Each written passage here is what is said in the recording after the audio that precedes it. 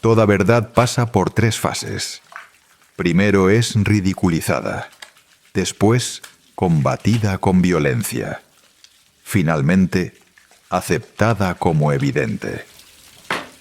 Estas palabras describen con precisión lo que le ocurrió a un médico húngaro cuando se atrevió a cuestionar lo que la autoridad consideraba incuestionable. Se llamaba Ignaz Semmelweis. Fue un insurgente y esta es su historia.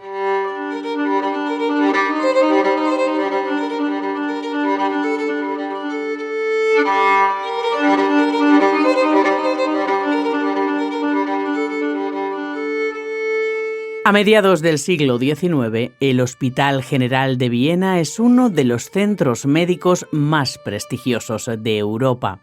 Un edificio de ladrillo rojo, grande, frío, exacto.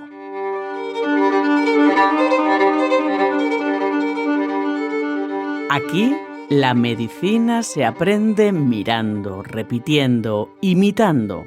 El conocimiento se transmite de arriba abajo, del profesor al alumno, del gesto experto al gesto copiado. La autoridad no se discute, se obedece. La experiencia se acumula y la rutina se consolida. Un método muy moderno para su tiempo. Allí atienden a pacientes con todo tipo de dolencias. Se realizan intervenciones quirúrgicas, se forman estudiantes, se llevan a cabo autopsias. Todo ocurre dentro del mismo edificio y entre todas esas actividades también se atienden partos. Hay 2 salas de parto en el Hospital General, una frente a la otra, a las que durante todo el día van llegando mujeres, algunas caminando, otras llevadas a rastras por el dolor de las contracciones. Muchas ya han roto aguas cuando atraviesan la puerta del hospital. El destino de cada una de esas mujeres y el de su hijo lo decide el azar. Según la disponibilidad, irán a una sala o a otra. Sus nombres se escriben en los libros de registro, fechas de ingreso, evolución y, si se da el caso, hora y causa de la muerte. Los registros de una sala y de la otra no se parecen en nada. En una, las cifras de mortalidad son las esperables para la época. En la otra, 1 de cada 5 mujeres que dan a luz muere. Fiebre puerperal, rápida, devastadora, sin cura. Las mujeres lo saben sin necesidad de ver los libros de registro. Hablan entre ellas, escuchan historias. No me llevéis allí, por favor, la otra sala. Prefieren dar a luz en la calle. Yo no quiero dar a luz ahí. Antes que entrar en esa sala de partos. En esa sala, las mujeres mueren. Es allí, en ese hospital, donde ejerce un médico húngaro, Ignaz Semmelweis. Un hombre de carácter difícil, socialmente torpe, que no destaca precisamente por su diplomacia, pero cuya profesionalidad nadie pone en duda. Es constante y tremendamente detallista. Podría decirse que obsesivo.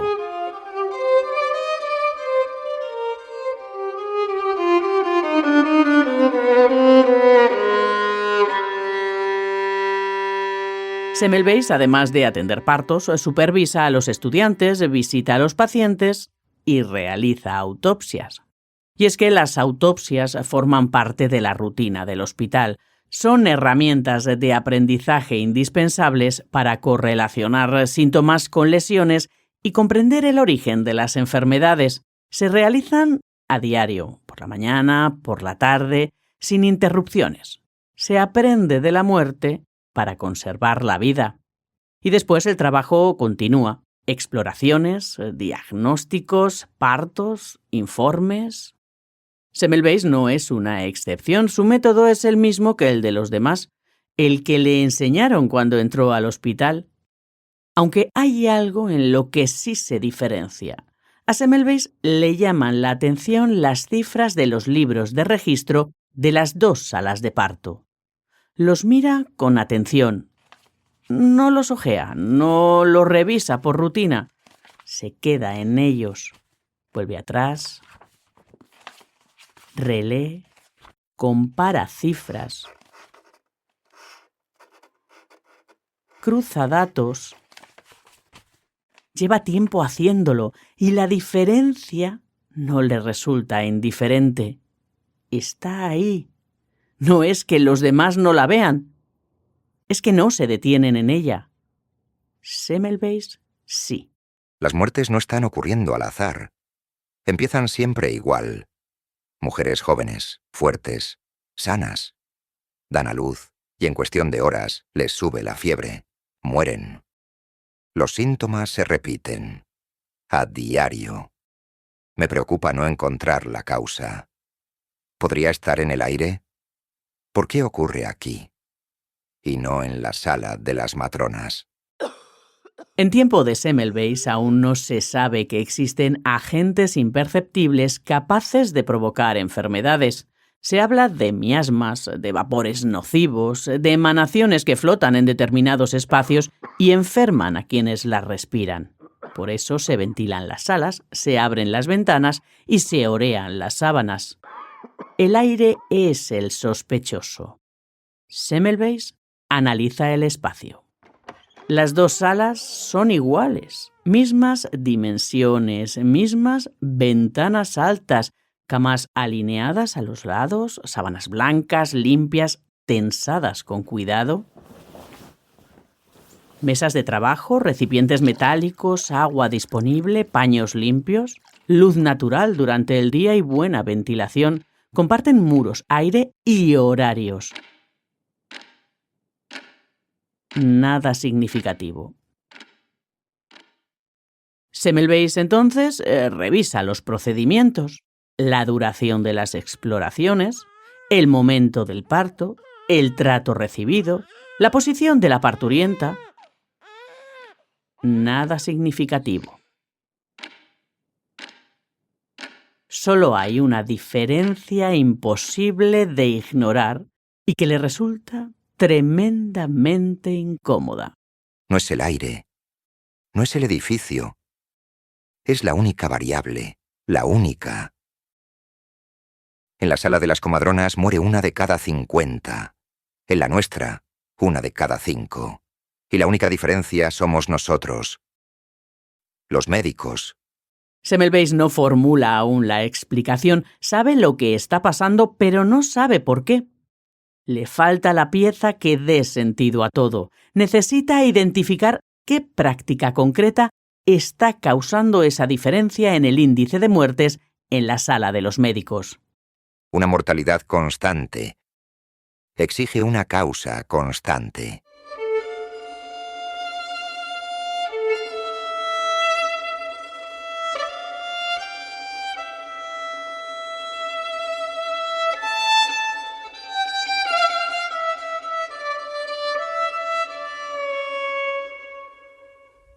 Un suceso fuera de la maternidad irrumpe en la rutina del hospital. Un médico, compañero y de los pocos amigos de Semmelweis, el doctor Jakov Kolečka, se corta con un bisturí durante una autopsia. Enferma. A los pocos días aparece la fiebre y muere. Semmelweis examina el cuerpo de su amigo, observa las lesiones, reconoce los síntomas, son idénticos a la fiebre puerperal. Relaciona espacios. Sí, ha encontrado la pieza que faltaba en el puzzle. La sala de autopsias. Allí el olor a cadáver es constante. No llega en ráfagas. Se queda, se pega a la piel, a la ropa, a la respiración. Los cuerpos se abren, la carne cede con un sonido húmedo, opaco. Las manos trabajan dentro, buscan, separan, apartan. Hace calor y eso acelera la descomposición. Los líquidos se mezclan, se filtran, gotean. Las manos se impregnan con el olor a muerto, un olor que no termina de desaparecer. Esas mismas manos salen de la sala de autopsias, atraviesan otros pasillos, abren otras puertas y tocan otros cuerpos vivos. Las manos viajan y en ellas Semmelweis identifica la causa. Las llama partículas cadavéricas, materia procedente del cadáver que pasa de un cuerpo a otro a través del contacto y lo hace enfermar. Son las manos las que llevan la muerte con ellas, pero aún tiene que demostrarlo. Semmelweis impone una norma, una sola, simple, revolucionaria. Antes de cada exploración, antes de cada parto, todos deben lavarse las manos. No con agua y jabón, eso no es suficiente. Deben lavarse las manos con una solución de cloruro cálcico. Este gesto se incorpora a la rutina del hospital.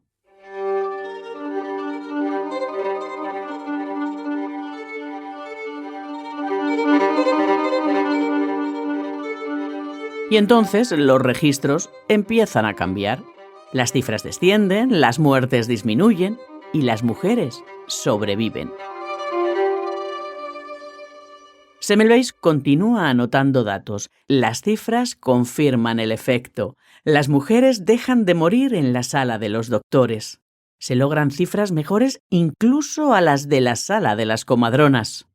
El método funciona, pero a nadie le importa.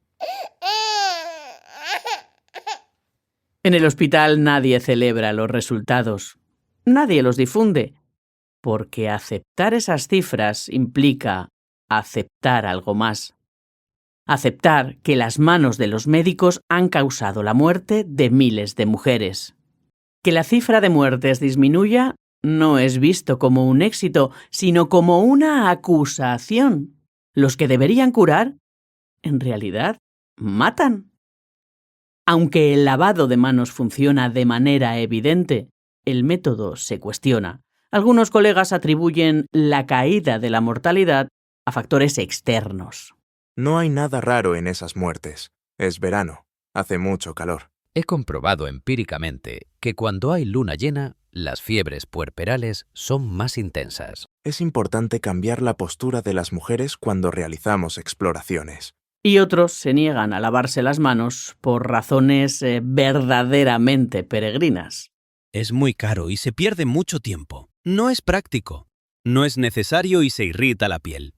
Las mujeres mueren. ¿Qué le vamos a hacer? Es el sexo débil. Y poco a poco, la mayoría de los colegas de Semmelweis dejan de realizar el lavado de manos.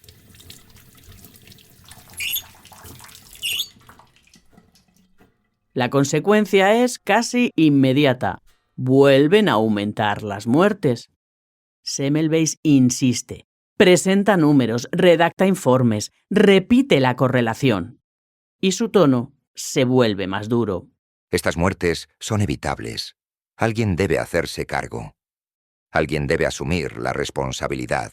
Y la jerarquía se incomoda. Lo que usted sugiere, doctor, es que durante años hemos sido asesinos. ¿Comprende la gravedad de esa acusación? Su evidencia cuestiona la reputación de esta institución, de la ciencia misma. El conflicto deja de ser técnico. Semmelweis se ha convertido, sin quererlo, en una amenaza para el sistema. Le aíslan. Pierde apoyo, pierde influencia y abandona Viena. El hospital continúa con su actividad, con sus rutinas, con su jerarquía, y en la sala de los médicos las mujeres siguen muriendo 50 veces más que en la otra.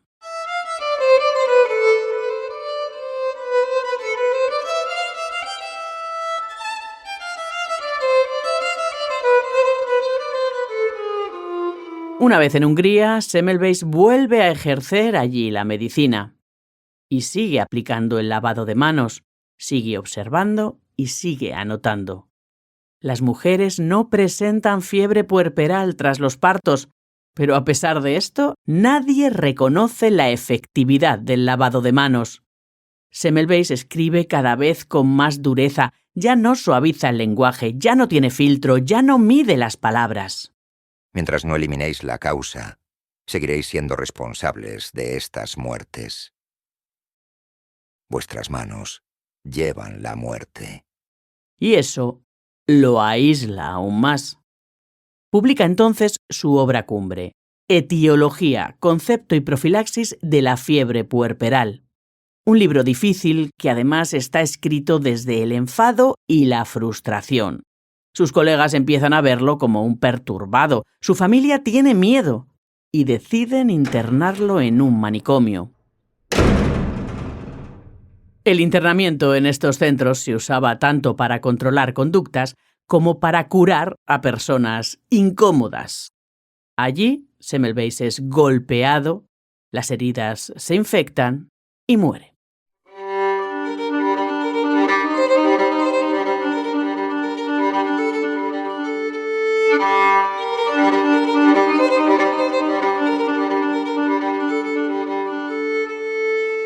Un final dolorosamente irónico para un hombre que murió de la causa que intentó evitar para otros. Pasarán años antes de que la medicina empiece a aceptar que lo invisible puede enfermar. Pasarán décadas antes de que la práctica cotidiana cambie de forma generalizada. Semmelweis no esperó a entenderlo todo, no necesitó una teoría completa. Observó, comparó, intervino, midió el resultado, usó los datos para poner a prueba una idea y dejó que los hechos hablaran.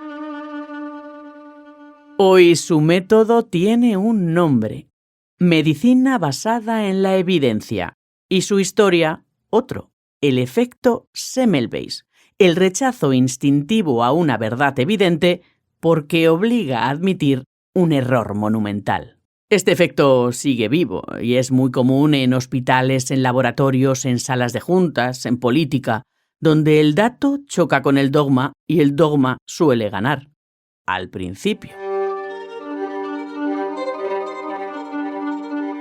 Hubo un hombre que prefirió ser fiel a la evidencia antes que a la autoridad. Este hombre se llamaba Ignaz Semmelweis. Fue un insurgente y esta ha sido su historia.